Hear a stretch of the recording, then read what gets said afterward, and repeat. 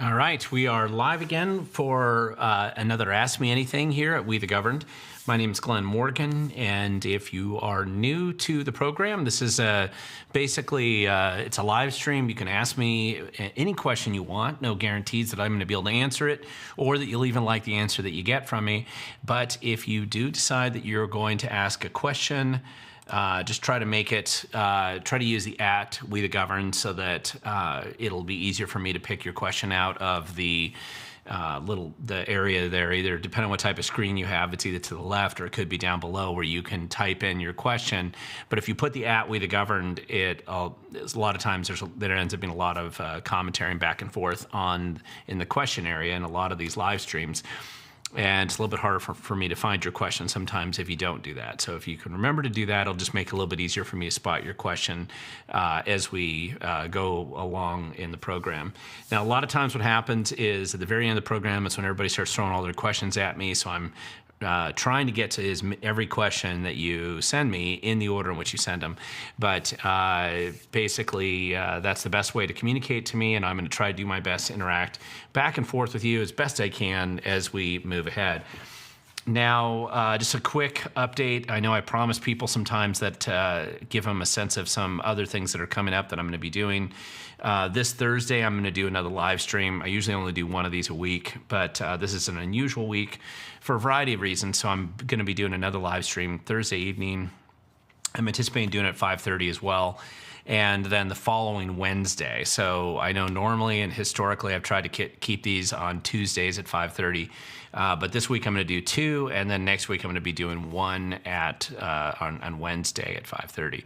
So that's basically, I think that's basically it for some of the just general information as we get going here.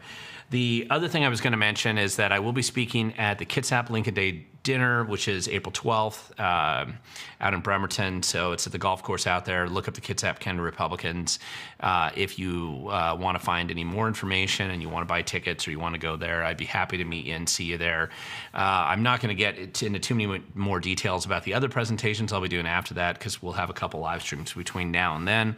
But that gives you a sense of, I think that's my next formally scheduled speaking engagement.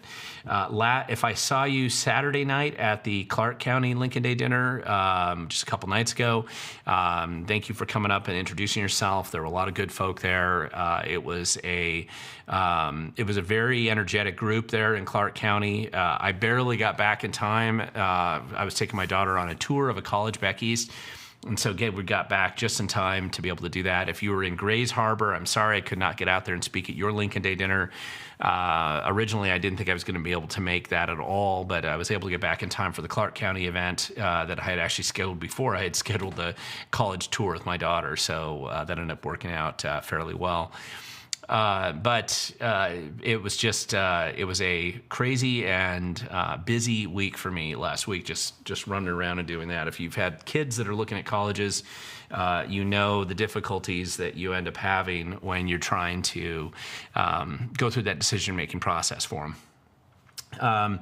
A couple little things. One thing I wanted to address, and I'm anticipating this will come up with some of the questions that we have that'll inevitably come up here, which is the having to do with the Trump executive order that was issued on March 25th of last week. And I did record a video today on it. I'll get into some more details. You'll probably get a preview of some of that video in the conversation, the live stream that we have tonight. I also recorded another video that's basically a follow-up to the discussion today, just so it's a little bit more timely, which is celebrate government on April Fool's Day. I have actually mentioned this for a long time, probably going back 15 years, that the optimal day to celebrate government is always going to be April Fool's Day because they fool us all the time with the narrative, pretending that they're doing the right thing, and then the real reality is, unfortunately, the more you get to know government, the more you realize that frequently they're not doing the right thing at all. Now, that being said, doesn't mean everybody in government's doing the wrong thing. And I think that there's a lot of things that are going on out there all around us in the state and at the national level, and they're starting to commingle a little bit. This executive order from Trump is going to be one that I'm inevitably going to be talking about here, and it looks like I'm starting to get some questions popping up here. So we'll just start getting into this and see where we go from there. But I do want to make sure that we talk tonight. I think it's inevitable that we talk about this executive order and the inevitable impact that it's going to have in Washington State. So first question that I have up from Thunderstriker, regular guy that asks a lot of questions here. 3 questions for you. That's not a question, so let's jump to one of the questions. Have you seen the news about the Wisconsin Attorney General suing Elon Musk to block his $1 million payment offers? And I have, and it didn't go anywhere. So it looks like the Attorney General didn't go too far in Wisconsin in that litigation. And obviously this whole election out in Wisconsin for the Supreme Court is a fairly big deal. And it's a good warm-up to the fact that, as a video that I did last week, and I've done these videos over the years, about the challenges and problems that we face with an inbred and very monolithic kind of monoculture of thought that exists, unfortunately, within our judiciary of Washington, and the fact that they're very beholden to special interests and that the written law has no meaning to them whatsoever when it comes to especially political decisions or their treatment of violent criminals. And that we have a lot of work to do to clean up our elections in Washington. But like Wisconsin, we actually have the ability to vote for judges here, which is different than at the federal level where you don't. So that's kind of a big deal. Let's jump into this next question here from Michael Case. Do you think that the Trump election reform will be followed here in Washington, or will A.G. Brown file a lawsuit against following it? Well, okay, so here's the thing. This executive order and the push from the federal government to have, or the feds, and this is going to end up having to be tied into some congressional action as well. But this federal election reform, and I've done videos on this now for a number of months, is sort of inevitable. And the executive order that came out last Tuesday is really, a little less than a week ago, is really just the first step in what I anticipate to be kind of a sequence of decisions and actions that they take, they being the federal government, to expose some of the problems and defective issues related to the election process. What you saw as soon as, I think the executive order came out on the 25th, and then you had Secretary of State Hobbs, and I believe that Attorney General Nick Brown, of course, came out with their statements the next day saying that everything is perfect in Washington State, that we're brilliant, that we've never, ever had any problems here, and that everything's perfect, and that this executive order is terrible. So that was a predictable response. To some extent, and I'm going to point this out because I kind of think it's necessary to have a little bit of differentiation sometimes on the players that are involved in this process. The executive order that Trump signed last Tuesday, it's a 6-page document, and I'll be linking it down in the video that I have on this subject here in a couple days that goes live. But it essentially deals with like 2 basic categories of issues that do have a big impact in Washington State. The first one is sort of related to the video that I did a while ago about the Department of Licensing and the inevitable truth that will be exposed more when these databases that Homeland Security has. And the executive order addresses this. They're talking about exposing the number of non-U.S. citizens that are registered to vote in each of the states based on the database work that the Homeland Security already has for legal immigrants here. And then the executive order actually addresses using the Social Security information and some of the data that it appears that Elon Musk had this big event, or if you've seen it, the video's been floating around on X, but he went up and did the presentation about the 5 million some odd people that are illegally, they're non-U.S. citizens, they were signed up for Social Security, they were given maximum benefits, and in most cases, or in many cases, registered to vote, and also many people voted, and they're just discovering that a large number of these people voted. Well, that also has happened in Washington State. And so finding that information would be a lot harder than just the legal visa holders of the people, many people who are here on H-1B visas or some other legal visa. They're not here illegally. They're here legally, but they're citizens of another country. They've been registered to vote. They're registered to vote against their will sometimes. They're registered to vote illegally, and the Department of Licensing does this every day. And our state, this is a big problem in our state, and it's going to be a significant issue because when they go public with this, and it's undeniable that this has happened, Secretary Hobbs just looks like a complete liar with his statement that he made. Now, somebody like Nick Brown or Bob Ferguson, we're not going to be surprised that they're lying. Hobbs is just going to be repeating what he's been told by staff, and it's just a lie. What happens, though, if you confront Department of Licensing or the Secretary of State about this issue, they always do this, or they sometimes loop in the auditors, and everybody just does this. They blame each other for this problem that exists here. But the reality is, at the end of the day, it'll be Steve Hobbs that's going to be exposed more than anybody else, and in federal investigations and litigation, he's inevitably going to be named. And so he's repeating the narrative that he's told to repeat, which is that everything about Washington State's election is brilliant and amazing, and our election system is above reproach, and that our voter rolls are super clean, and they're not. And this is just an easy way to demonstrate that they're not and that he's a liar. And so to some extent, I'm a little surprised that Hobbs set himself up to be exposed this way, but that'll be what happens. There's roughly a 90-day window on it, so means roughly in June, I think, you would see the formal exposure, if not sooner, of the non-U.S. citizens that have been registered to vote, and I don't know how many of them are actually voted, but we've never been able to get that database publicly produced before, despite efforts by other activists back in 2018 during the first Trump administration. Homeland Security wouldn't release that list. And so if the Trump administration is changing now and they're willing to go public, which that executive order doesn't necessarily say that. The executive order just indicates that those various federal agencies are going to cooperate and work to review the voter rolls themselves with the databases that they have. And I wouldn't expect any cooperation at the state level here, but voter rolls are not secret. They are public.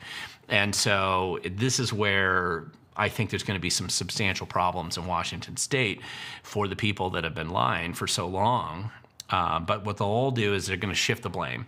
So the Secretary of State will come out and say, well, we were right, but it was really those darn auditors that were wrong, or it's the Department of Licensing that's wrong. And the Department of Licensing will say, it's not our problem, it's your problem, Secretary of State. And the auditors will say, it used to be something we did, but we had to turn it all over once we went with same-day voter registration, so the Secretary of State owns all the problems. It'll be that kind of thing. And so all the bureaucrats are already planning their blame each other program. Same thing that we run into when we find other problems with dead people who are registered to vote, or people that have never lived in the house ever, or whatever the other issues are. The good thing, though, is that this will be the first time ever, probably ever, actually, that there's some federal support for trying to clean up the voter rolls, because we've never had that before. So that's kind of a big deal. That's the one thing, is that element of it. The other part, though, that was raised in that executive order was also saying that all the ballots have to be received on Election Day. Now, it doesn't end mail-in voting, which we've talked about is one of the policy reforms that is being considered, but it's kind of a step towards that process, which is just saying that, listen, all the ballots you're going to count should be there on Election Day. You have to count them on Election Day, and you can't just have the 2-month election world that we live in Washington State, where a month before the election, all these ballots are coming in, and a month after them, they're trickling in. And somehow, at the end of this long process that's not transparent at all, we theoretically know what those results are, and this is going to be the big challenge. Now, right now, the auditors, the left-leaning auditors in Washington State are freaking out about that because none of them believe that they're structurally set up to deal with that, because we purposely set up the worst election system you can have by, and by the way, other states like Oregon used to have it where you had to have all the ballots received by Election Day. So any ballots that came in after that, postmarked after that, they're too late. Obviously, it requires you to rely on the post office, which is a fiasco in itself. And so you've opened up, not only do you lose chain of custody when you have the post office responsible for part of your election process, but also you require them to have a level of competency that has only been getting worse by the day. Over the last 20 years, it's been a decline, and so who knows if they'll really get it to you in time. And that's really what partially starts to make a big impact on the election process. It isn't fair that the post office is incompetent potentially, but if you've decided to rely on them with a mail-in vote system, now you've opened yourself up to a lot of problems with those late ballots just not getting there. What I anticipate, and what the Secretary of State and the Attorney General and Bob Ferguson and all the Democrats in the state will argue, is that they're going to try. Oh, this was the other thing that came out of the executive order, too. It said you had to have real ID, right? Well, because of the 2018 crazy decision, and I think Washington State's alone in the country in doing this, when they fired the head of the Department of Licensing at the time for cooperating with ICE and giving them information as they were legally required to by law, so that they could figure out how many non-U.S. citizens were living in Washington. When they started doing that, that's when the driver's license basically was pulled out of the federal database system. And so what happened essentially with the driver's licenses is that the Washington State driver's licenses just became a magnet for ID theft. You could get fake ID in Washington, and it wouldn't even be fake. It'd be given to you by the Department of Licensing, but nobody was validating anything. And so that's when the airlines started being concerned and saying that the Washington State driver's license would not be accepted as form of ID to travel. You had to have this real ID or enhanced ID or your passport. And so that level of egregious, just bureaucratic incompetence and political posturing has put Washington State in the legitimate position that Hobbs exposed in his letter that he sent on the 26th about this executive order, that there are people in Washington now who don't have a passport, they don't have the real ID, and their only proof of citizenship or ability to vote is the fake ID that the Department of Licensing issues as their driver's license. Well, whose fault is that? Well, the fault is obviously Washington State and its infinite wisdom, and the Inslee posturing from 2018, blowing up at Trump, and the kind of the historic fiasco then. Now we're going to be dealing with that moving forward. So Hobbs raises this legitimate concern, which is, hey, we got a bunch of people in our state that don't have that kind of ID, and they don't have it because we brilliantly went down the road and decided to make it so that they couldn't have that kind of ID. The other thing that he brought up, and I anticipate this will be something that they shift into once the real ID issue is addressed in some manner in future litigation, inevitably. The other issue is the UCAVA vote, which is basically the overseas vote that was originally established in Washington State for deployed military and their dependents. And then they expanded it to other people who were overseas. And now it's just anybody and their mother who wants to pretend like they're a UCAVA voter. Everybody can sign up for it. There's really no controls on it of any kind at all. And the argument that Hobbs was raising in that response to the executive order was that the UCAVA votes wouldn't be able to get in time to be counted on Election Day. And so that is an interesting argument. I anticipate that's kind of the argument that they'll probably stick with when the future legal fight between Washington State and the Attorney General or in the Department of Justice happens. Between these kind of two, got an immovable force and an unstoppable object, and they're all going to meet and they're going to clash over this election stuff. The arguing over the ID and all that in the same day, receipt of the ballots, even though somehow in American history for the last couple hundred years everybody's been able to vote on Election Day, it's really just been Washington State leading the way, and then other states that followed, Oregon, California, Arizona, Colorado, right, New York, Wisconsin, all these other states that do these weird, that have manipulated or lost, they have an election system that's in decay. What's happening is the big fight now is gonna come down to these issues, and this executive order really only addresses that same day voting question, so resolving the election that same day, and then this proof of citizenship. The proof of citizenship is one of the best things for the feds from a federal election reform standpoint to move on, because as this gets further exposed, no state's going to be immune to this. The red states are going to discover that they have large problems. Texas, South Dakota, Wyoming, Nebraska, all the states that are supposedly red, they're going to discover that there's a lot of vote fraud, or at least people have been set up as voters there who aren't U.S. citizens, just like we have in Washington, California, and other places. And so what I'm anticipating is that's going to help inspire a little bit more motivation for the sleepy Republicans that from red states that are going to be lazy and not necessarily want to resolve it, because after all, they get elected every year. And once they realize how bad the problem really is and how widespread it is, then I think that's what starts down this whole rabbit, or it's not really a rabbit hole anymore at this point in time. It's really become quite exposed, and we'll just have to see where it goes. But I think that's kind of the direction that it's going in. I don't know if I addressed that question adequately, Michael, but it's one that I definitely want to talk about. Next question here, Scenaria Frankenstein. Are all these horrible new tax laws appealable? Property nearly wiped me out. I'm assuming you mean property taxes would nearly wipe me out this year. I cannot survive much more of an increase. And there has been a lot of pushback on a lot of these taxes. Every tax, of course, can be reversed or changed. The question's always going to, and it's not just property taxes, it's fuel taxes, and a lot of other dumb ideas that are coming out of Olympia.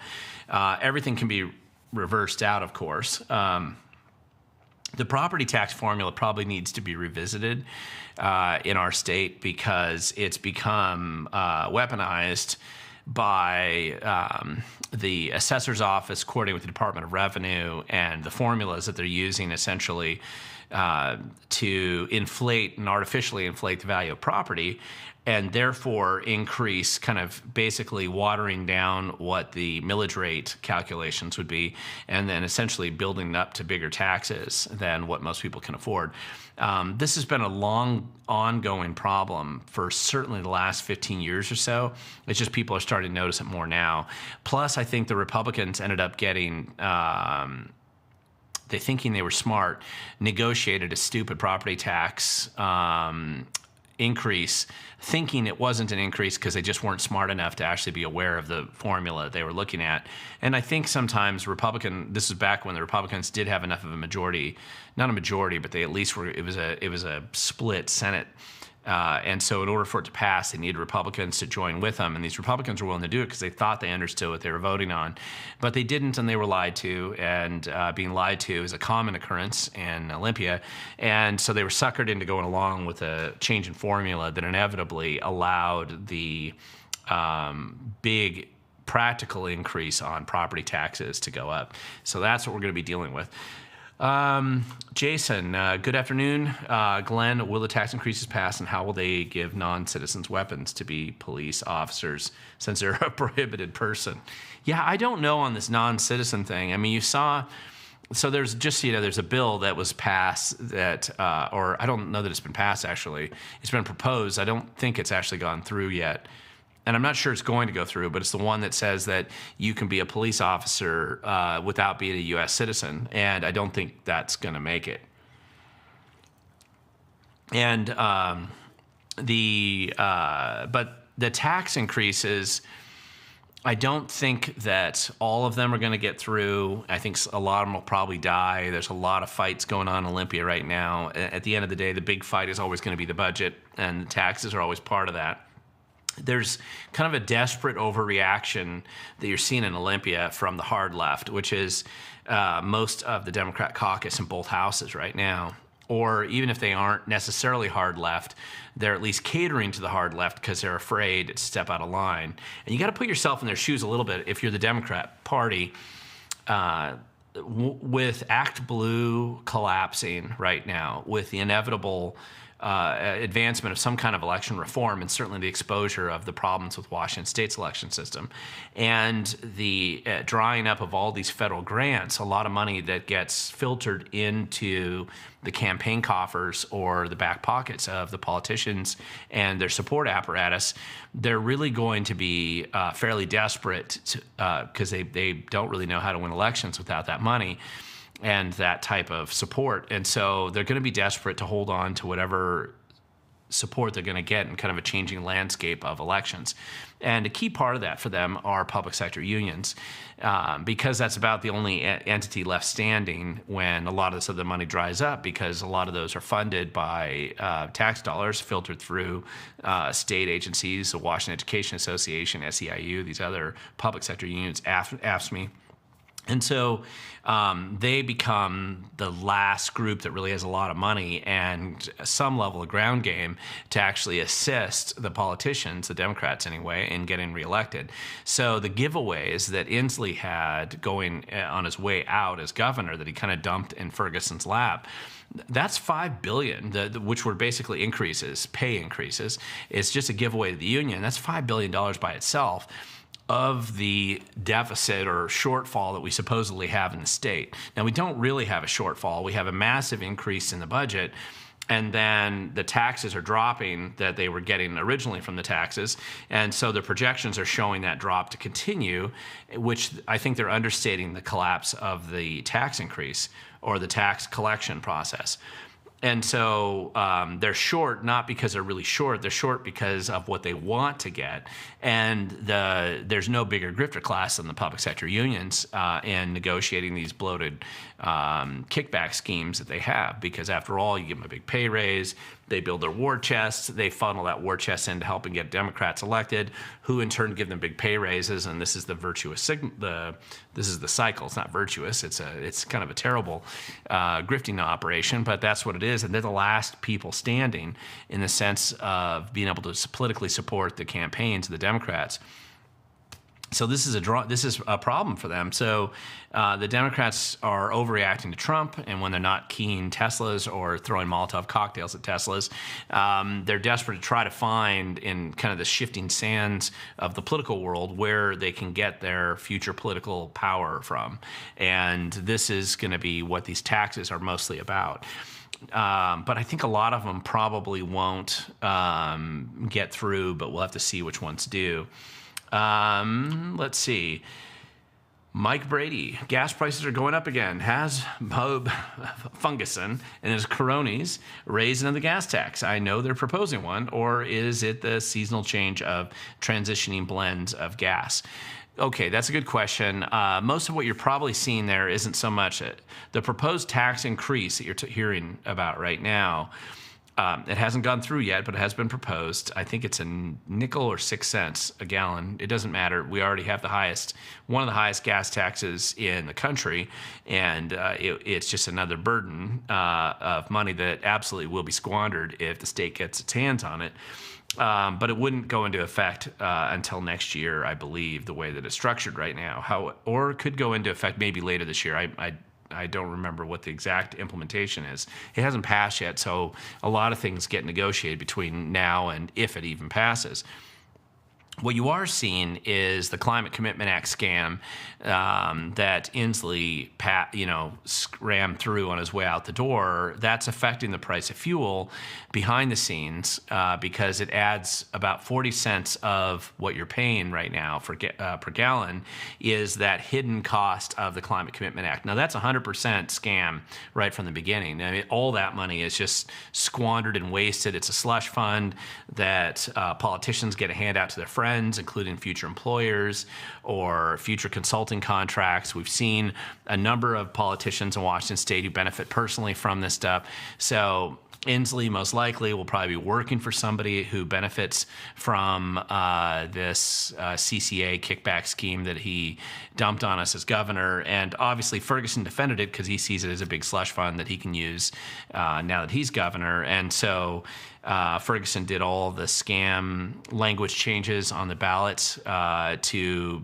try to make it so that people were confused because it was a very unpopular tax. But despite that, the stuff's going to come back and make an impact on Washington State. And there's an unusual level of churn and anger and frustration on the Democrat side right now.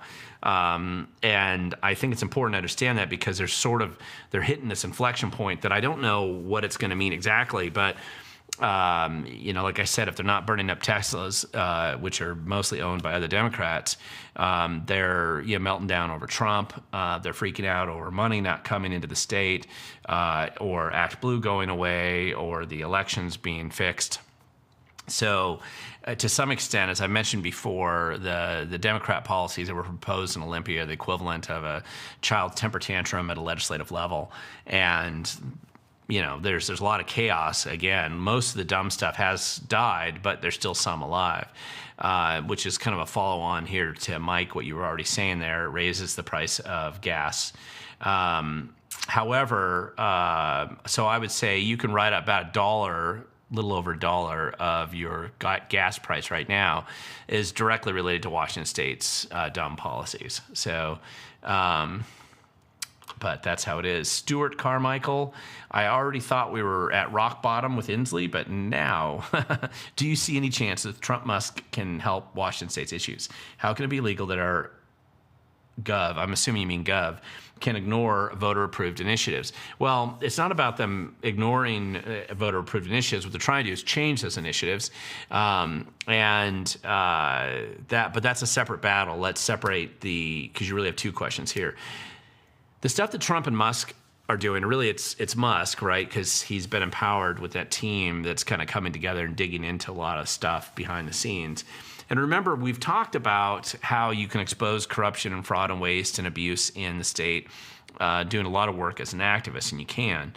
But there's nothing better than being able to actually access behind-the-scenes data that only an insider would be able to get. And that's what was so interesting about the recent presentation this week. Musk was there, but there was another guy, I don't remember the other guy's name, who was leading the presentation. But when you heard them talk about the Social Security Administration and the vast amount of fraud that's going on at the Social Security Administration, and here's why that matters. You can eliminate almost all the discretionary spending at the federal level. You could zero everything out. I'm not saying that's a good idea, but you could, in theory, zero it all out. And you would still have a major deficit in our country because most of the money that's spent is not going to that discretionary spending that we're hearing about, sex transition studies on, turtles or something. All the ridiculous stories you hear about all the time because your tax dollars are frequently squandered on a lot of absurdities. But the big money, the big volume of money tends to come in through the entitlements, the defense budget, and now interest on the debt that already exists, the $36 trillion in debt. So those three pockets, it's hard to deal with the interest because it is what it is. It's only getting worse with every budget cycle that's going on right now. The entitlements are always a hands-off. God help us if we touch Social Security. However, for the last 60 years, give or take, since long before I was born, people have been talking about fixing fraud, waste, and abuse in the various federal programs. And of course, nobody's ever really done it. And so now for the first time ever in my lifetime, they're actually really looking at this fraud, waste, and abuse. The same stuff that Obama said he cared about, same stuff that Democrats used to pretend to care about. And as they're digging into it and looking into it a little bit more detail, they're finding lots of fraud, waste, and abuse. What was interesting about that presentation that Musk was giving and with this other guy was that they actually got the information. It wasn't through a congressional, research. It wasn't through outside information dealing with FOIA requests dated 2 years ago. It was actual inside information from the Social Security Administration with the inside access to the data, which is what you need, because in order to segment those databases down properly and identify where fraud's probably happening, you need to know where it's coming from and how it's being set up, so you can look at the common elements between fraudster A and fraudster B. And one of the things that they were looking at were, and this, it looked to me like the main focus of that presentation was just on the non-US citizens, illegals that were being imported into America and then immediately signed up for Social Security and given max benefit payouts. And there were 2 forms they turned in, and the only way you could possibly ever figure that out is if you had access to the inside information of the Social Security Administration, which is very important for you to be able to find this kind of fraud. And so it looks to me like there's inside employees who work at the Social Security Administration who are explaining and showing this whole system because they've been aware of the fraud for a long time. And according to the charts they were showing, there was a big surge of it during the Biden administration, more than there had been before. There's probably some from before, but there's a lot more now.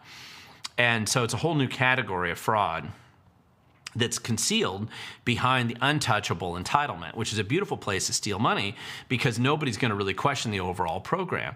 Social Security is actually a fairly popular program across the country. Even whether or not it'll be there when I get to be that age, it doesn't really matter as much as the fact that for those people who get it now, it's an important part of their expectations as a government program. But it's vast amounts of it. Looks like they claim up to 5 million people are signed up, squandering and sucking that money out of Social Security right now, who aren't U.S. citizens, never put a dime in, didn't earn any money, and they're just simply using it as a piggy bank to steal from right now. Now, the part of that story they're talking about was how many of them are registered to vote, which goes back to the election reform piece, and I think it also affects why the executive order that Trump wrote last week was specifically mentioning Social Security in there as far as tying into Social Security Administration. But fixing these big macro problems for the whole country is inevitably going to fix, or I should say assist, Washington State. I don't know the true size of it here in our state compared to the rest of the country, but we probably have our fair share of non-U.S. citizens that are illegally here, that are abusing the school system and the medical system and taking money from all over the place. And you and I are subsidizing them, or other people are subsidizing them, and they're registered to vote. Don't know how many of them are voting, but there are definitely a lot of problems that we're seeing here inevitably. Some of this is going to come home to roost. Jason Fisher, what's your thoughts on Smack Daddy Dow Constantine cronies self-appointing him to the Sound Transit Board? And who says they don't fail upwards? Well, this is classic. And for those of you who don't know, Dow Constantine was the executive director of King County. So it's the highest elected official in a home rule charter county of King County, and got paid big bucks to help drive King County into the ground while he was there. And now that he sees that the dust is starting to settle, and the dumb policies that he's promoted and supported for so long are finally catching up, and they're outstripping the very wealthy county that King County is. And so they have big shortfalls now. They're having to cut budgets. Great time to jump ship, which is what he's doing. And there's nothing better than jumping ship out of a political position that you've been in for a while, and he's been there for some time, and then jump into a position that pays a lot more, which is the Sound Transit chairmanship or manager, I think is what it is. And it pays $450,000 out of the door. Now, inevitably, if you look at they can actually pay up to $600,000. And despite the fact that there were dozens of people who had vastly more qualified skill sets and background and qualities to be in that position than Dow Constantine, over the last number of years, he's been appointing people to that board. That board, the Sound Transit Board, is made up of people, but King County has had a lot of influence over who they appoint to the board. So a large percentage of the people on that board were appointed by Dow. And of course, they're going to pay him back by giving him the sweet nearly $500,000 job as a good opportunity, kind of golden parachute on the way out of King County.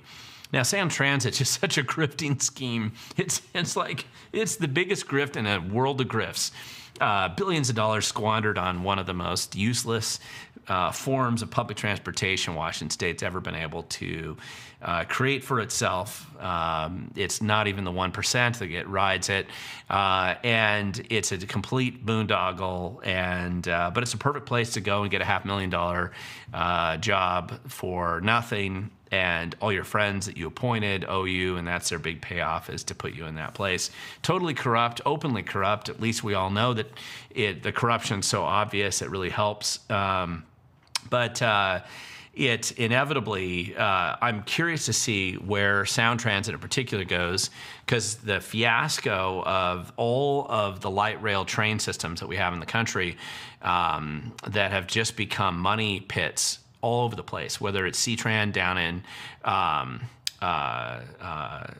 Vancouver, TriMet, the nightmare of Portland's bankrupt light rail system, the light rail to nowhere, or the bullet train down in California, where there's $7.6 billion for nothing. I mean, Sound Transit's current extension line is going to be $2 billion, I think, a mile that they're trying to put out to West Seattle. It continuously screwing up every single budget forecast they've ever made, never hitting any mark that they establish in advance, sucking more money into this endless pit.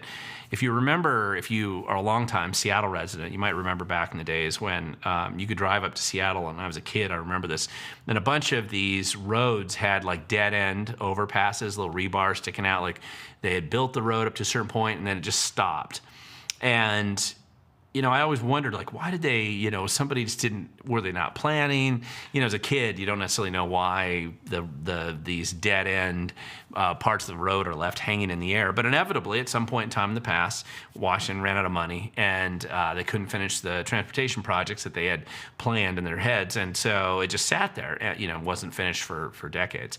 So Washington State's probably approaching an event like that coming up to us, especially if the feds decide they're not going to just throw more money down the rat hole of Washington State's incompetent series of poor choices and decisions here. Compound that with Amtrak just ending all train service in Washington State except for one line. You can't get on all these Amtrak suddenly got pulled out because of safety reasons. And listen, we're glad they pull them out if they're unsafe trains. But I mean, at least that was kind of a traditional train that could exist there. And they can't even run a passenger service of any kind. And then King County just this week finally decided to enforce fare enforcement once again, meaning that they would actually make you pay to ride the bus for a change. And I did a video about this a while ago about only suckers pay for public transportation in King County because nobody was paying any attention to who was paying for tickets or to get on the bus. They would just let anybody on and off. So, of course, fentanyl addicts and other drug addicts, I mean, it was why not get high with a view and travel around the city while you're smoking your crack pipe or fentanyl. And it looks like King County finally decided to catch up with some level of reality, start enforcing the fare enforcement, which is a step towards reality, which is something that King County hasn't had a lot of lately. But all of this means that if the feds start pulling money back, Dow Constantine might be in a job that goes away at some point in time. I'm kind of curious to see where that happens. Obviously, if you're the executive director of Sound Transit, then you get to be the last guy who gets to be laid off. Of course, they'll probably lay off all the little people first. That's usually what they do. But it would be an amazing, just the direction everything's going. But open corruption, and Al Constantine should certainly be in the book for being pretty blatant about it in this case. Steve T, $17.3 billion in an overpaid tax fees fund. Transportation bill lists as or from any other source would be a misappropriation of an overpaid tax that went to a completed project. I'm not totally sure what you're really asking me in that question there. There are some pretty strict divisions in the budget process for Washington State. There's essentially three pools of funding: transportation funding, general fund, which is the super, they get to waste most of that any way they want, and then you have capital projects fund, which is limited to, in theory, physical projects like buildings and stuff. That's the smallest of the three funds. Transportation has limitations on it because of the federal money that comes into it. That's how the feds have some level of control over that. They don't have a lot of control over the general fund. The general fund's the big waste of money, but a good percentage of that goes to education, and then a good percentage of that gets wasted again. But in theory, those three, general fund can actually go to any of the other two, but you can't take capital money and throw it into general fund, and you can't take transportation money and throw it into general fund, with some very limited exceptions. And so this is where, when you talk about misappropriation of funds, if it's in the general fund and it's been set aside for something else, it's fair game. And whenever Olympia runs into budget problems, they sweep those dedicated funds all the time. They've been doing it for decades. Nothing unusual about that. Your money's never really protected the minute it goes into the government's pockets. If it's not wasted, it's amazing, but usually it is. In Whatcom County, we are doing our charter review. There's a big push. RCV, ranked choice voting. How do we push back against it? Doesn't the top two stop this? Okay, Gregorius Greg, yeah, that's a question. I mean, ranked choice voting is a garbage voting system. Everybody who's tried it, it's failed, and they're trying to get out of it. Remember, Pierce County tried this for a little while, and they rejected it 15, almost 20 years ago, I believe now. Alaska's tried it, and it's been a disaster up there, and they're getting rid of it. New York City's tried it. They're dumb enough to keep going with it for a while, but again, it's creating confusion and all kinds of problems. There's whole websites that have been set up on the problems of ranked choice voting. Clark County recently rejected it in their charter on an election vote that they had on this a little while ago. If you should be able to find a couple of resources online about the problems of ranked choice voting. I realize they have a lot of money behind them. It fails every time it's tried. There's a lot of problems associated with it. It doesn't help anybody. It really it actually reduces. They claim that it's supposed to help participation, but that's not true. And when it's tried, voter participation actually reduces because people are so confused by it, especially, interestingly enough, the very people that Democrats pretend to care about, and we know they don't, but they pretend like they do, and minority participation always goes down to ranked choice voting operation probably because it's just such a fiasco, and most people begin to realize that this is just a garbage election system when they do it. Remember in New York when they did their mayoral election, nobody could even figure out what happened there for days, as it was so problematic. And there's no way to go back and effectively audit ranked choice voting system at all. And anybody that's a big fan of it, you can go ahead and post whatever you want here. It's like arguing about socialism, and the argument that socialists will always say is that it's never been perfectly tried, despite the fact that it's failed and destroyed the lives of hundreds of millions of people every single time it's ever been implemented under whatever form it takes. Ranked choice voting's like that. There's some pure, perfect mathematical model that maybe under that situation it could work, but it never is, and we're expecting people to be coming out with it. Let's see, Thunderstriker, is it true that Trump is running for a third term, or is he just trolling? I actually think he's just trolling, and it's funny as heck to see it, but that's what I believe is going on. TZ Burton, can you comment on SB 5098 adding list of places that firearms are prohibited and HP 1163 permit to purchase? I'm assuming you mean Senate bill. Or House, okay. Permit to purchase firearm being debated this week in Olympia. Yeah, they're both of these are the last two anti-gun initiatives are still kind of floating around Olympia. The firearms prohibited bill, in theory, is the one that's supposed to, the Democrats are arguing that this is supposed to restrict firearms near where children are present, right? That's the whole argument. Now, they had a carve out that they did finally put in there for concealed permit carry holders. But the problem with that, of course, is that then they'll remove that carve out in a future time. Everybody knows this. The other thing is that most actual shootings occur in firearm restricted areas. So, any gun-free zone becomes a free crime zone. And all the studies have clearly showed this. If you turn a place into a gun-free zone, that's where criminals go to shoot people, because they figure that the law-abiding citizens, who they do fear, won't be able to shoot back because they'll be following the law. Surprisingly, and I don't know why it is, but Democrats never believe that, for some reason they believe that criminals would follow the law if they pass that stupid law. Of course they don't. They never do. They never have. And it just simply invites more crime. But that is what's going on with that bill. They're both being debated at the Clark County Lincoln Day dinner on Saturday night. William Kirk was there presenting. I thought he did a really good job. I do encourage everybody watching this video right now, if you do not know about Washington Gun Law, the YouTube channel, make sure you go there and subscribe and pay attention to his channel. He is the best resource for information, in my opinion, strictly on Second Amendment issues, not just in Washington State, but all around the country. I had a long talk with him afterwards, and we were talking about just some of the approaches that are going on in Olympia. And even though now 5098 is not, it's stupid, it's terrible policy, right? But the 1163 issue with the permit to purchase firearm debate that's being debated in Olympia, that's the one that's really, really clearly unconstitutional and absurd. But that's, again, one of those things. Steve T., beautiful trolling, which I'm assuming you're referring to Trump. Remember which side made it 2 terms? World War II, Roosevelt, how many terms did he serve? He was elected 4, he died in his 4th term. And actually it was because of Roosevelt that we had the 22nd Amendment to the federal Constitution to limit a president to 2 terms. It's just very funny. I don't think Trump's that serious about it, actually, but by talking about it, he is able to control the media, and they can't help themselves, and they jump on that subject, of all things. I heard that earlier today. It was very funny. I don't know why that's what they do, but they do it every time. Another concerning bill is SB Senate Bill 5189, Culturally Responsive Sustaining Education, Competency and Mastery-Based Education. It's basically DEI and Marxist ideology, and it is.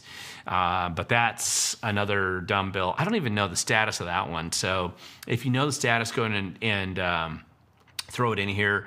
It's another stupid idea, and anyway, it's an issue that should be exposed as much as possible. And if the state's setting itself up for future litigation, I guess might as well litigate on that one too. Gas tax or motor vehicle excise tax, which is yours? Well, most of us get stuck paying either one, but the gas tax affects all of us all the time. Motor vehicle excise tax, in theory, only really makes an impact when you buy a vehicle, which is when you pay it. And to some extent, depending on what type of vehicle you have and where you live in Washington State, it can affect your tabs as well, or at least the price that they put on your tabs, especially up in King County. Let's see, Thunderstriker. The U.S. is expected to net over $600 billion in revenue because of Trump tariffs. Is that true? I have no idea, and I seriously doubt any living soul on the planet can ever figure that out, because they change all the time. There's a lot of problems with tariffs. I've never been a fan of tariffs.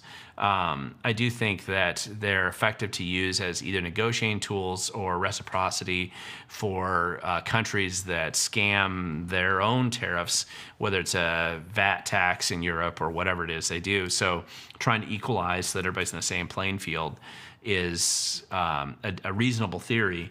But that being said, you're not going to be able to project. I wouldn't anticipate the tariffs right now being the big way of bringing in a bunch of revenue. You're going to save more than $600 billion just in cleaning up some of the fraud, waste, and abuse that exists in government today. And my guess is that $1 trillion in savings is pretty significant. Now, that being said, you'll probably bring some money in, and we'll see what happens. Here's a Angarama Crafts. I'm curious to know if the activity to register to vote everyone that gets a license or ID, if that process was developed off of a WAC rule or by RCW, by Department of Licensing or the Secretary of State. That's a good question. It really built up more over time, probably on the WAC side and less on the RCW. But the Revised Code of Washington, which is what that stands for, is applying to laws that in theory are passed by the legislature. The WAC is the Washington Administrative Code, which tends to be the rules under which the bureaucracy operates. And the bureaucracy gets to craft their own WACs that interpret the gray area or implementation of the RCW that gets passed by the legislature. So most of this built up in small pieces, and this is more like the death of a thousand cuts, and the descent from probably the 1993 motor voter law and to where we are now occurred piece by piece by piece by over that time. When the motor voter law first came out, that's not they didn't start immediately, just giving every single person that got a driver's license a register to vote. It took a little while for them to build up the process where they would start handing out driver's licenses like candy. Now, you don't even have to have a driver's license. You can go in and take a photo there and just get a photo ID that's not even a driver's license, and they'll register you to vote as well. So there's a lot of stuff like that that's happened out there. California's probably just as bad, I should say. Oregon's about as bad. Colorado, same thing. There's a number of other problems in some of the other East Coast states as well. And this is one of the things that is going on out there right now. And it's just going to be exposed. I don't think they can sit back and pretend like it's not happening. I realize Hobbs I'm a little sympathetic to Hobbs. I'll honestly say this, that he's repeating what he's told because he doesn't know enough actually about what he's doing in that job to know for a fact that what he says is true. Because if he bothered to do any of his homework, you'd find out he just lied and he's being set up to look like an idiot. But again, that'll be a future fight in the next couple months. It's a big deal and it's worth having right now. Let's see. Here we go. Jason got another question here. Has Sideshow Bob made good on his promises to hire more police officers? And will the legislature fight him on funding? And the answer to that is yes, the legislature is going to fight him on funding. The Democrats don't want to hire more police officers or provide money for that. Heaven help us. They certainly don't want that. But he has wanted to stick to that as a campaign pledge and try to follow through on it. He's just being undermined. One of the things to remember, I mean, this is hard if, the majority of people probably watching this video are probably Republican or Republican-leaning or libertarian, but you're probably not a hardcore leftist. I mean, there's some that might watch and troll the channel, but that's not going to be the dominant percentage of people who are watching this video right now. So if you're more on the conservative side, you're not a hardcore leftist or a hardcore Democrat maybe, then the tendency of conservative or Republican people is to lump, and this is a mistake, but they tend to lump in all the Democrats into one basket the same way that they lump all Republicans into one basket. It's a fairly common problem. But the truth is there's varying shades of crazy on the left, and Bob Ferguson is certainly by no means a moderate Democrat. He's not. He's an extreme far left guy. But he's not far left enough for a pretty large segment of the Democrat Party. And you really saw this come out with the recent fight over Michael Webb, his chief of staff, policy staff, and who had been very instrumental in his election, and some of these other staff members who quit recently. And what you saw was Yasmin Trudeau out of Tacoma, who had been a former employee at the Attorney General's office. Ferguson hired her. She came out and publicly attacked Ferguson's chief of staff, Michael Webb, saying that he had sexually abused or created a sexual hostile work environment or whatever it is. And there may be truth to that. I don't know. There's been a rumor about this for a while out there, but however truthful or not that is, it was unusual to have her come out and publicly do this in the paper, attacking Bob Ferguson's staff openly. It's a total declaration of war on Bob Ferguson. And he's a guy who holds grudges. And so the fact that she was willing to do that and that seemed to have the support of the majority of the Democrats in the House and the Senate in that attack, because they banned the governor's staff from even having any access to the caucus rooms, on the Democrat Party side, which is where they kind of go meet to discuss their policy strategies, historically they've allowed governor of the same party send some staff members down there just so they can coordinate and avoid vetoes in the future or other problems. And instead they kicked the Governor Ferguson staff out completely, and they did this a couple months ago. And then on top of that, then declare war on the staff, get the staff fired or resigned. That is an open attack on Bob Ferguson. And the reason why they're doing that is they're planning to primary Ferguson in 2028, assuming he runs again for governor's office. And the hard left on the Democrat side are planning to pick somebody even crazier and more to the left than Bob Ferguson to run. So they have to undermine Bob Ferguson right now. Now, to a conservative Republican or something, you're looking at that, and it may look like just a food fight, but for them, it's a serious battle that's going on. And so undermining Ferguson right now by, for instance, making it so that he can't fulfill his campaign pledge to put I think it was $100 million supposedly into hiring more police officers, that fits the strategy that the majority of the Democrats in the legislature seem to have to undermine Ferguson. The question is, will Ferguson start vetoing a bunch of their pieces of legislation and try to demonstrate that there's a benefit to having the governor on your side? That I don't know. We'll have to see. I'd be impressed if he did that a little bit. It doesn't make me a fan of Ferguson's. I'm just saying that I'd be fairly impressed if he decides that he's actually going to do that. Inslee, remember, did that as well. But if you also remember, Inslee got overturned on a lot of those vetoes that he did. It was a number of years ago that he did that, and it kind of made him look like an idiot. He set the new state record at the time for being the most overturned vetoes in the history of the Washington state. So will Ferguson go down that road? I don't know. Let's see. Aaron Chan. Sorry, I'm jumping down because there were a bunch. There's a lot of commentary. It's great. You're going back and forth. I'm trying to get to the question. So the next question here is Aaron Chan. Hi, Glenn. Question. Aren't we surprised that not many Greenlanders want to join America? Wouldn't they be better off with us? Your thoughts? Okay. Well, I don't... Listen, I've never been to Greenland. I know a little bit about the country. Obviously, America's had military bases up there going back to the World War II at least. And, I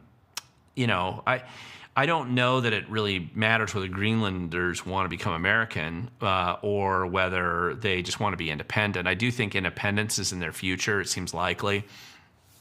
The challenge that Greenland faces is that Denmark subsidizes Greenland to the fairly large amount of money every year, especially considering the small population that Greenland represents. And Greenland is in the middle of obviously large power dynamics over national security and natural resources to some extent, with Russia, with and America trying to extend its footprint to be able to defend against missiles, and China being able to go up there and then start extracting natural resources in our own backyard. I mean, there's all kinds of other geopolitical things that are basically Greenland's going to be in the middle of all that. It's been recognized as an issue by America for quite some time. There was a discussion back, I think it was right after World War II, of purchasing Greenland from Denmark back then.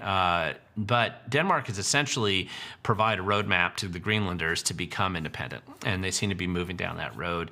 I think it's great if they want to be independent. The American relationship with Denmark in the future, we'll see where it goes.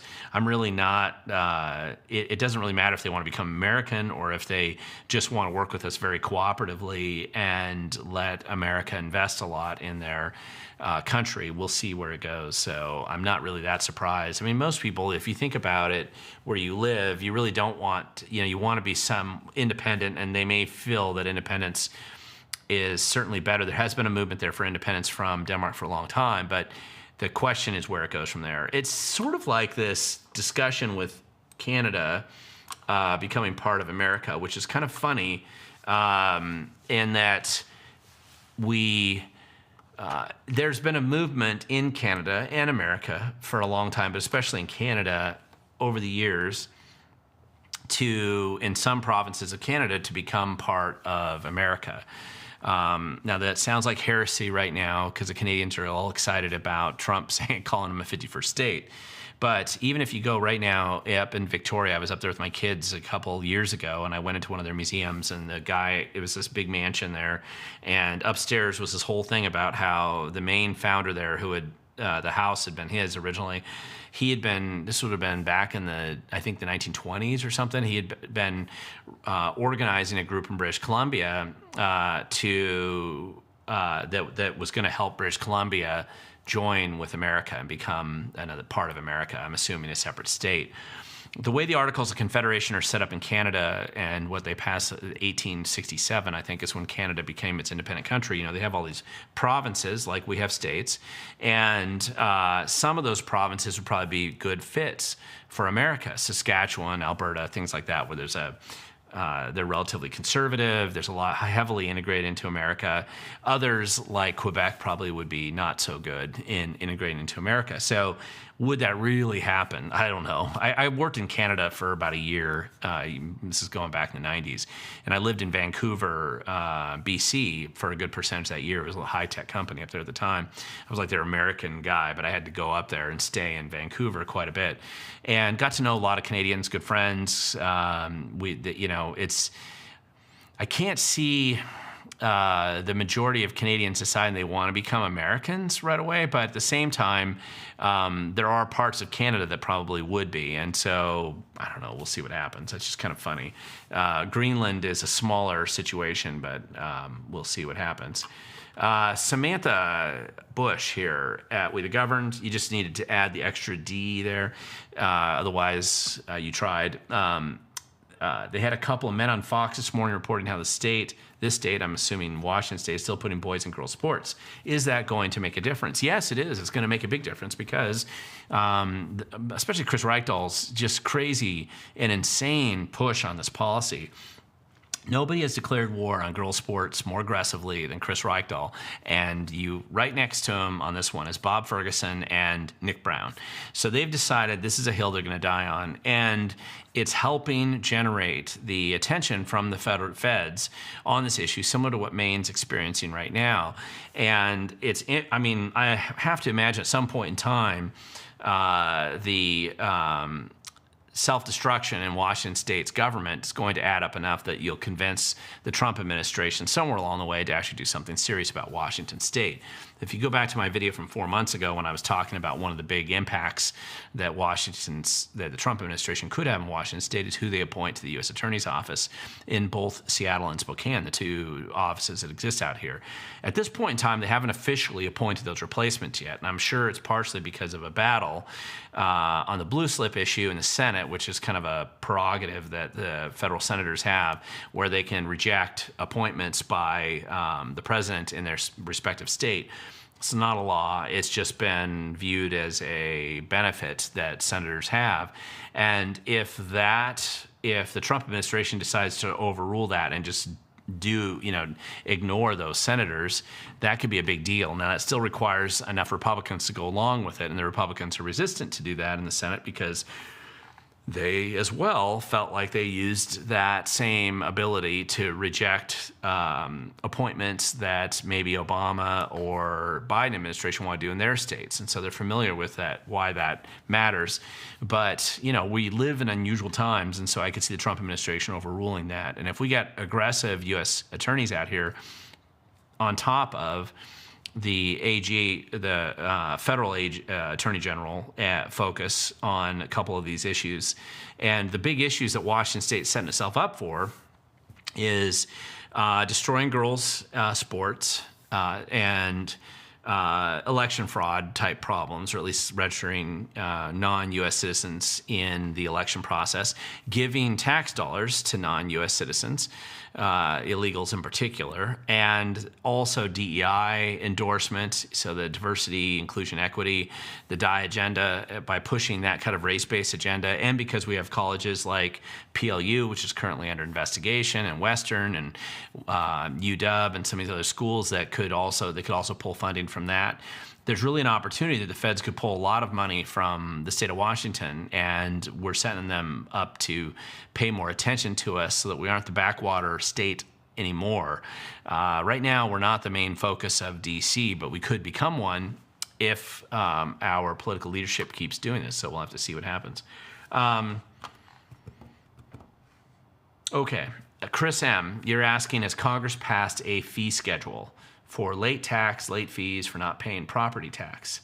Is adding fines and penalties taxation without legislation? Okay, it's a good question, but I'm going to tell you, Congress has absolutely nothing to do with state property taxes. That's not how it works. So they do have control over the IRS, of course, and some influence probably for things like some people who don't pay taxes on time or late fees or whatever the IRS does there. So they would have influence on that. That wouldn't affect your property tax. Your property tax is a state tax imposed. And it's a great question about adding fines and penalties, becoming taxation without legislation. But I think that ends up becoming kind of an issue, a separate issue. So you're conflating two issues there, I believe, that they aren't necessarily related. WICS, the Kennewick School Board has filed a complaint with the Office of Civil Rights with the Department of Education over the violation of Title IX by OSPI. What will come of this? Well, here's the interesting thing about that. I'm glad you asked, WICS. Is that John Wick? I don't know. Anyway, the reason why Kennewick is not alone, the Meade School District, Moses Lake, a number of other school districts around the state, I don't actually know how many now. I believe we're up to 16, but I could be wrong in that number, are basically asking the same thing. And when enough of them start asking the Office of Civil Rights, I believe Tumwater also did the same thing. There's some private groups that are filing litigation or requesting this Title IX investigation of OSPI. So if enough of that actually happens in our state, I believe and anticipate that there's a pretty deep dive that's going to occur there. And the truth is, Chris Reichel, the OSPI, is just guilty as heck of this. I mean, there's no doubt that he's going to be found substantially vulnerable on it. And probably in violation as well, even of the state law. Now, that's assuming we had judges in our state if they were honest, which we don't. But with his threats against the school districts, which are completely unconstitutional and unenforceable, where he's threatening them with withholding their funds, is ridiculous. He can't do that. He knows he can't do that. He did the same thing when he was OSPI, Office Superintendent of Public Instruction, during COVID, when he was threatening them over mask mandates or whatever. But now that people have dug into this stuff, we realize that with the whole McCleary decision the Supreme Court had about public education being the paramount duty in the state constitution, he can't pull the money, especially over something as stupid as this. But he sure loves to threaten people. Nobody's been a bigger bully than Chris Reichel. I mean, this is unbelievable how weird he's become in this whole process. But some people have wondered if he's purposely being as strange and saying as many crazy things as he is in order to discredit his position in the future, because he has openly come out and said that he doesn't think this should be an elected position and he'd like to change that. So maybe by self-immolating on the way out the door, he can make himself so bad that that he would convince people to not run for that office. I don't know. It's just silly to me that he's doing that. Oregon and Massachusetts too. Yeah, Massachusetts is also in that mix of bad states. New York is actually currently being sued right now over election issues. And that lawsuit could be cut and paste on Washington, and we'd be even easier to go after. Jason, you're asking, how successful will King County be to enforce the fairs, or is it a waste of time? Well, okay, so here's what happens. They do fair enforcement emphasis. If you ever I lived in New York City as a college student, and there was widespread violation. People jumped the turnstiles and get on the subway back then. And most of the time you could probably get away with it. But every now and then the NYPD or actually back then I think it was more the transit police, they would decide, okay, we're going to get serious about fair enforcement. And they would come by and they would start busting people. And in order to make it stick, they have to arrest a bunch of people and fine you or impose some kind of penalty on you. That's all King County's doing. This is a tried and true method that's been used for probably over a century and a half, maybe. And you go out and you start to enforce it aggressively. And what happens is your fare collection increases. More significantly, what's probably unique about this system now is that it's not just collecting more money from fares. because they don't bring it's like a very small percentage of their budget they actually get back at the fare box, but it'll reduce the amount of fentanyl, basically looky-loos that they get on the bus, first stop, shoot up fentanyl, passed out, enjoying their fentanyl high on the bus, puking or leaving their drug paraphernalia all around. That tends to discourage people from going. Normal people then generally don't want to do that. I know my liberal friends probably like to be on that kind of environment, but most people probably don't. And so what happens is then the people who use public transit drops as well, because it becomes super unsafe, very dangerous. And this is just a way that King County probably needs to salvage the excuse of having a public transportation system, or at least show that it's not a disaster. So anyway, we'll just see where it goes. But it's kind of a pretty necessary. I mean, it's kind of unusual because it shows that King County at least seems to be attempting to come back from the abyss, which is where they've been since COVID kicked in for sure. And so we'll see how it goes. TZ Burton, you wish people would read the RCWs in driving. Left lanes for passing only. Oh, you just haven't been driving enough. Come on, this is Washington. Let's see. Going down here. Jason, you got another question of it. Somebody else might ask a question in there. Let me just see if I missed any there. Sorry, before I go into this. Those don't look like questions. They look like a lot of commentary back and forth. Jason, have you noticed the homeless RVs are spreading from Vancouver to Battleground? Yes, I have. And the reason why they're doing that is because Battleground's probably not totally prepared for it. And frankly, Vancouver is, the spaces are getting filled. And typically what happens with drug addicts is that, they want to spread out a little bit because it's harder to grift in a certain area. People get used to dealing with you, so you have to move out, and they're going to keep moving out until they're kicked out or arrested or some other consequence for doing that comes about. So anyway, we'll see how that goes, but it's just very funny. But yeah, I'm sorry for Battleground. Listen, the same thing happens even in where I live very rurally. I remember my son, we live by a big timber property, and my son went out with some of his scout troop during COVID, and they went out camping. And a truck driver came by, saw the tents, and thought it was a homeless camp. Even though there's nothing anywhere for miles, where they were located. But the truck driver stopped and went out and confronted him. When he found out it was just a scout troop of boys that wanted to camp out in the woods, then they were fine with it. But they thought originally it was like a homeless camp popping up in the middle of nowhere. They don't usually do that in the middle of nowhere completely, because you still need to have access to your drugs and food or something probably. But so, it is one of those things that is an unfortunate characteristic of especially the opioid problem.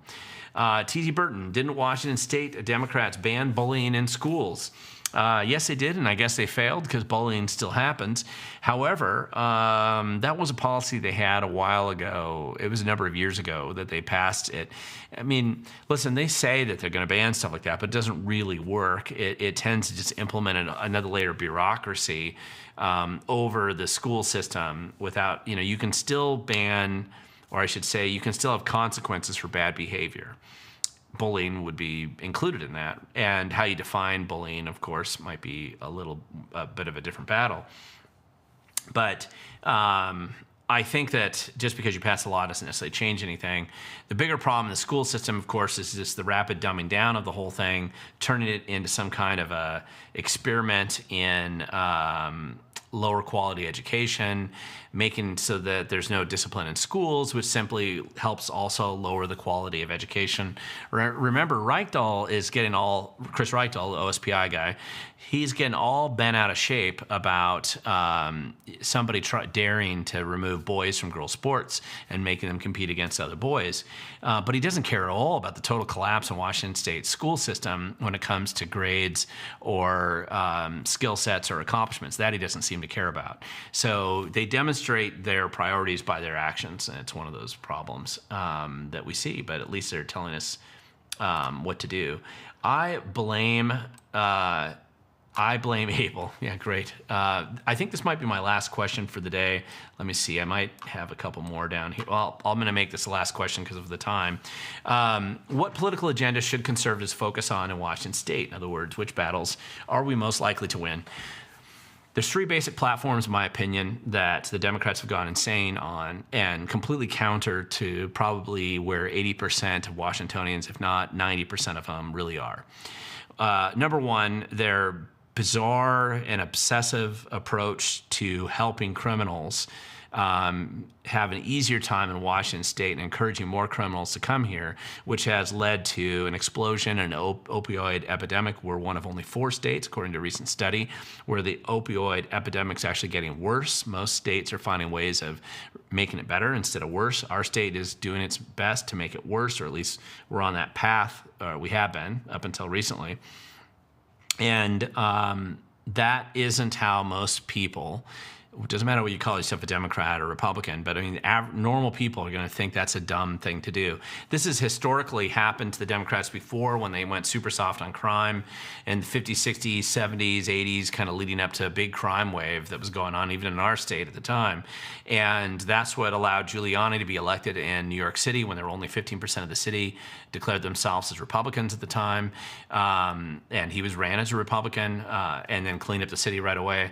This is what happens. You create the Detroits or the Baltimores out there where crime is left unchecked, or Chicago today, or Memphis, where I was recently at, bad cities with a lot of crime.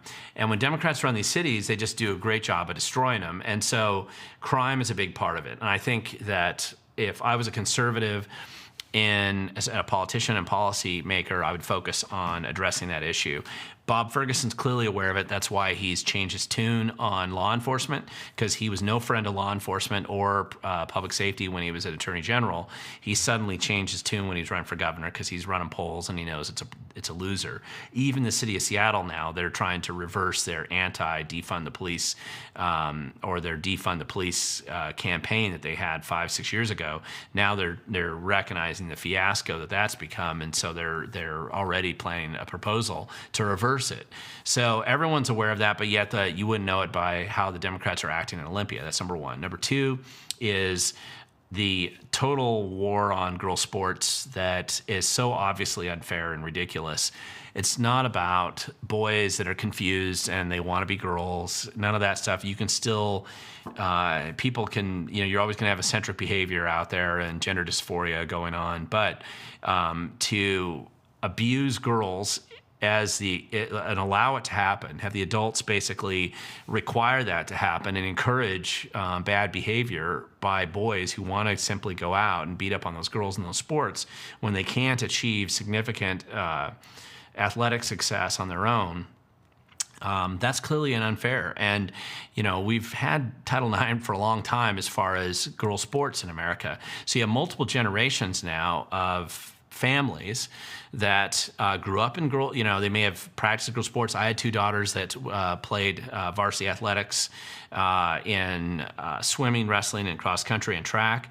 So I know this very well. I've had the experience. You're the dad out there in the soccer games when they're younger and all these events. And to see boys coming out there and beating up on them isn't going to make even a Democrat feel very happy about it. And I'm going to point out that Bob Ferguson has a daughter who's on the track team, and he's openly talked about that in his social media accounts many times.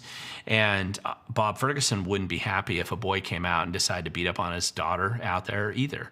So it's a winning strategy for Republicans if they know how to capitalize on it. It's a total loser for Democrats, and it's bizarre that they decided to go down that road. The final thing is taxes, and taxes are one of those things where, particularly because of how much of the tax dollars get wasted, the bloat that suddenly occurred it's like this massive bloat that's suddenly happening all at once. They are going to drive away a lot of their supporters. I mean, who do you think writes the checks to the Democrats? especially with ActBlue going away, it's going to be hard to find illegal sources of money laundered cash to run into your campaign with ActBlue disappearing. And those business owners, as progressive as they want to pretend to be, wearing their trans flags or pride flags at home, they're still going to have to pay the bills. And if the Democrats have decided to go down this crazy high tax road where nobody can afford to pay those bills, and most people will feel the hurt, they drive themselves out of power. And that's what they're doing right now with those three policies: crime, the war on kid sports or girl sports, and at the same time it's kind of the destruction of the education system, and then these high taxes. That's going to be what happens. Okay, got a couple more questions. I'll throw these in real quick before I go. What do you think this is from Aaron Chan. What do you think is the future of the Republican Party after Trump? Would future candidates continue the MAGA policies? The answer, I think, is probably they will. I don't know necessarily who's going to carry that, that flag. There's a very pragmatic approach to the Trump agenda generally. There's an element of it, the showmanship and the trolling and stuff, that very few people, I think, can pull off. So if you're another Republican candidate, you think you're going to jump into those shoes, I don't think you're going to succeed. However, it's inevitable when you have political success of some kind and you create a movement and you make as much of an impact. I don't care if you hate Trump or you love him. It's undeniable that he's been successful in this way. I'm sure it's going to influence the party moving forward. Yes, today, TZ Burton, I saw the same thing. You had Democrat mayors of Bellevue, Auburn, Renton, and Redmond. They were pleading with the Democrat legislature not to pass tax increases. That matters. They were not alone, but they were impactful. Their testimony down in Olympia actually will probably make quite an impact. And then will the state, this is Jason again, will the state government have the funding to run the gun permitting bill, and will the gun permit and CCW permit require two separate classes? I cannot figure it out, and neither can they. But they never let the reality stand in the way of dumb ideas. I will point out, though, that there are a lot of interesting things happening in our state with, I think the colleges are under, they put themselves, especially Western, Evergreen's obvious, the basket case that it is, but Western, and my mind's in this college headspace right now just because of my kids looking at college or attending college now, and they're not, other than Running Start Community College, but they aren't going to be going to a school in Washington State, a college in Washington State. What I have found is that we're right in the beginning of what's going to inevitably be a financial downturn for a lot of Washington State schools. It's not just the Cornish Art School that went bankrupt essentially in Seattle and was taken over. It's not just Evergreen that's 60% less students now than what they used to have on their fourth round of staff layoffs, and basically just begging the state for money every day. And it's not just Western that's having to lay off staff members as their budget collapses. It's going to be PLU. It's going to be UW's going to have some downsizing a little bit. You see it already with Wazoo and some of these other colleges around the state. It's going to be tough times for crazy schools, and the crazier you make your school, the less likely it is that you're going to survive these tough times.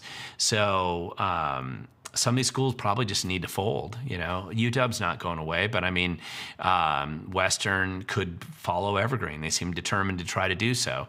So some of these schools will go away. You're going to see a lot of programs that were funded with a lot of grant grifting out of DC go away because that money won't be there anymore. And no matter what the state does, they won't have the money to replace it. And you're going to see, I think, some level of pushback as the average people wake up to the problems that have been going on in our state.